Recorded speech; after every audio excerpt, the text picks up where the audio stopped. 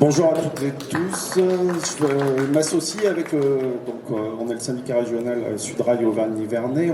On a nos collègues de Saint-Étienne aussi de Sudrail qui s'associent avec nous aujourd'hui puisqu'ils ne peuvent pas être présents à Saint-Étienne ce matin. Pour tout vous dire qu'on soutient complètement votre démarche depuis plusieurs années.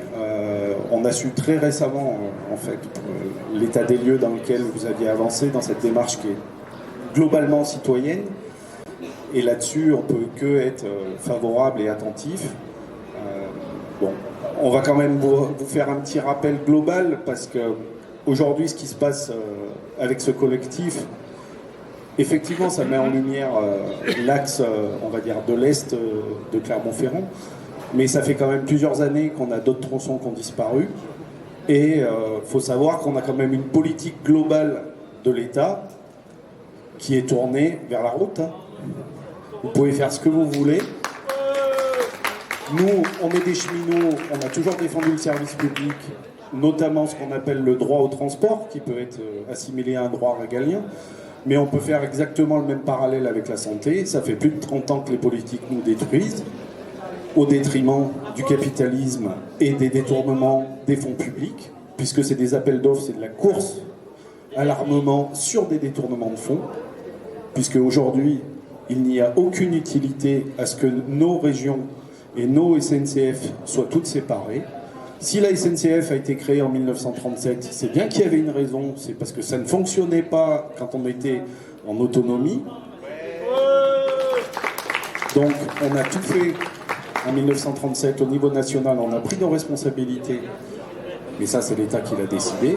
Et aujourd'hui, depuis 30 ans, l'apothéose a été en 2014, avec l'enterrement de la Société nationale des chemins de fer. Et ça, je tiens vraiment à ce que vous le rappeliez tous. L'entreprise historique n'existe plus.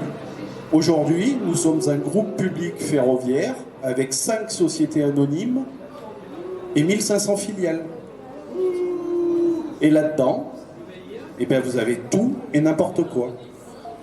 Par contre, ce qu'on voit, c'est que les chiffres du groupe public ferroviaire, c'est pas le transport ferroviaire qui rapporte le plus d'argent. Vous savez ce que c'est? C'est le transport routier avec Géodis, puisque Géodis appartient à la SNCF.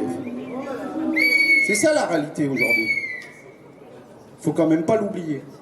Et là, c'est un ensemble de politiques nationales qui ont été mises en place par tous les gouvernements actuels, précédents, et on s'y dirige encore, et ça va continuer jusqu'à ce qu'un jour il y ait une vraie révolution dans ce pays et que les droits régaliens, que ce soit la santé, le droit au transport, soient rétablis.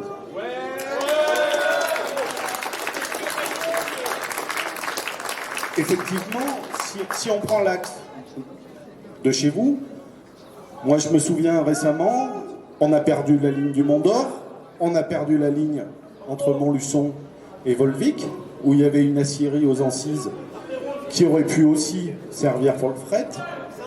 Le Mont d'Or, je viens de le dire, mais au-delà du Mont d'Or, il y avait aussi tout ce qui allait jusqu'à Limoges, qui a disparu, et Bordeaux.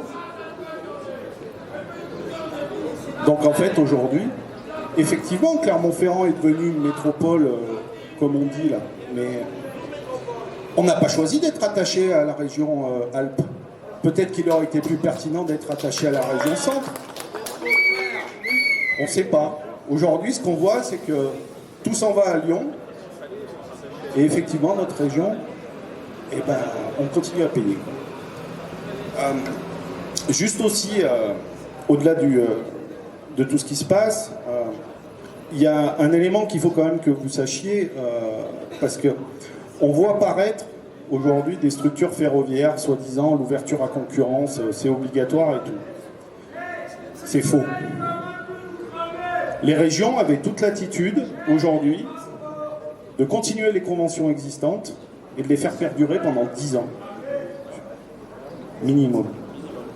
C'est le premier paquet ferroviaire dans les années 60 ou 70. Excusez-moi de ne pas avoir tout à fait les dates en tête.